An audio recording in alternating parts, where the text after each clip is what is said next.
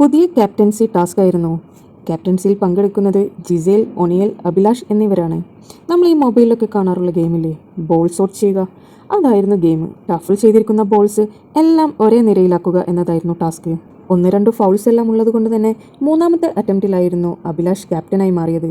So ഇനിയുള്ള ഈ വീക്കിൽ അഭിലാഷ് ആയിരിക്കും ക്യാപ്റ്റനായി തിരഞ്ഞെടുത്തതിന് ശേഷം തന്നെ ബിഗ് ബോസ് പറഞ്ഞു എത്രയും പെട്ടെന്ന് മറ്റുള്ള ഹൗസ്മേറ്റ്സിൻ്റെ ഡ്യൂട്ടികൾ തിരഞ്ഞെടുത്ത് പ്ലാസ്മ ടിവിൻ്റെ മുന്നിൽ വന്ന് പറയാൻ പറഞ്ഞു.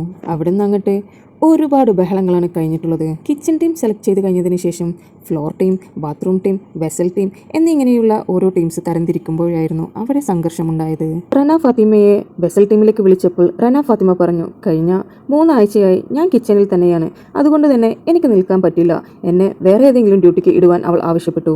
പൊതുവെ പാത്രം കഴുകുവാൻ എല്ലാവർക്കും മടിയുള്ള കാര്യമാണല്ലോ, അതുകൊണ്ട് തന്നെ ആരും ഇൻട്രസ്റ്റ് കാണിച്ചില്ല. അനുമോൾ ബാക്ക്ഗ്രൗണ്ടിൽ നിന്നുകൊണ്ട് പറഞ്ഞു ജിസേലിനെ വെസൽ ടീമിലേക്ക് ആക്കാൻ. അവൾ ഇതുവരെ പാത്രം കഴുകുന്നതൊന്നും ഞാൻ കണ്ടിട്ടില്ല എന്ന്. ജിസേൽ പറഞ്ഞു, സെക്കൻഡ് വീക്കിൽ ഞാൻ വെസൽ ടീമിലായിരുന്നു, ഞാൻ പാത്രമെല്ലാം കഴുകിയിട്ടുണ്ട്, അതൊന്നും ഒരു വലിയ മാറ്ററല്ല എന്ന് പറഞ്ഞുകൊണ്ട് ജിസേൽ എണീറ്റ് പോയി. അങ്ങനെ വെസൽ ടീം സെറ്റായിക്കൊണ്ടിരിക്കുമ്പോഴാണ് ഫ്ലോർ ടീമിലേക്കും ബാത്റൂം ടീമിലേക്കും സെലക്ട് ചെയ്യുമ്പോൾ ഷാനവാസിന്റെ കൈക്ക് പരിക്കുള്ളത് കൊണ്ട് തന്നെ ഷാനവാസിന് കൈകൾ നനയാൻ പാടില്ല എന്നുള്ള ഒരു ക്രോസ് വെച്ചത്. സത്യം പറഞ്ഞാൽ ആ സമയത്താണ് ജിസേലിന് തന്റെ കൈകളിലും മുറിവുള്ള കാര്യം ഓർമ്മ വന്നത്.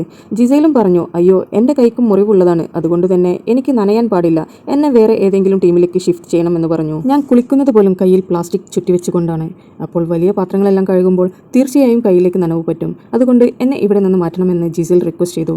എന്നാൽ ആദ്യം അബി അത് മാറ്റാൻ ഒട്ടും തയ്യാറായില്ല. ഇനി ഇതിങ്ങനെ മാറ്റി കളിക്കാൻ കഴിയില്ല എന്ന് ജിസേലിനോട് പറഞ്ഞു. വേറെ ആരോടെങ്കിലും വെസൽ ടീമിലോട്ടൊക്കെ വരാൻ പറഞ്ഞപ്പോൾ ആരും തയ്യാറായില്ല. ജിസേൽ ഒരുപാട് തവണ റിക്വസ്റ്റ് ചെയ്തു നോക്കി. അവസാനം ബിഗ് ബോസിന്റെ ക്യാമറയിൽ പോയി ജിസേൽ പറഞ്ഞു, ഡോക്ടർ എന്നോട് പറഞ്ഞിട്ടുണ്ട് കൈകൾ നനയ്ക്കാൻ പാടില്ല എന്ന്, അതുകൊണ്ട് തന്നെ ഇതിലൊരു തീരുമാനം ഉണ്ടാക്കണമെന്ന് ജിസേൽ റിക്വസ്റ്റ് ചെയ്തു. അങ്ങനെയെങ്കിൽ അനുമോളോട് വെസൽ ടീമിലോട്ടേക്ക് വരാൻ പറഞ്ഞു.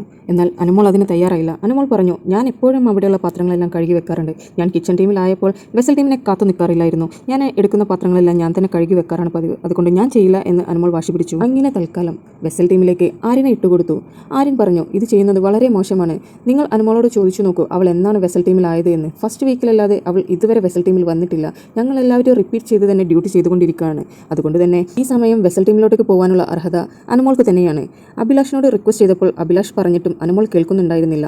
അവസാനം അഭിലാഷ് അനുമോളോട് കയർത്ത് സംസാരിച്ചു. നീ ഞാൻ പറയുന്നത് കേട്ടാൽ മതി, ഞാനാണ് ഇവിടുത്തെ ക്യാപ്റ്റൻ, നീ ഇന്ന് മുതൽ വെസൽ ടീമിലാണെന്ന് അഭിലാഷ് പറഞ്ഞതും പിന്നീട് ഒന്നും അനുമോൾ മിണ്ടിയില്ല. വെസൽ ടീമിലുള്ളത് അനീഷ്, ആദില, ലക്ഷ്മി, അനുമോളാണ്. ആദില അപ്പോൾ തന്നെ പറഞ്ഞു, ഇവിടെ VIP-യും VVIP-യും ഒന്നുമില്ല, മര്യാദയ്ക്ക് ഡ്യൂട്ടി ചെയ്യാൻ വേണ്ടിയിട്ട് ക്യാപ്റ്റൻ പ്രത്യേകം പറയണമെന്ന് പറഞ്ഞു. ഇത് അനുമോളെ കൊള്ളിച്ച് പറഞ്ഞതാണെന്ന് കേൾക്കുന്ന എല്ലാവർക്കും മനസ്സിലായി കാണും.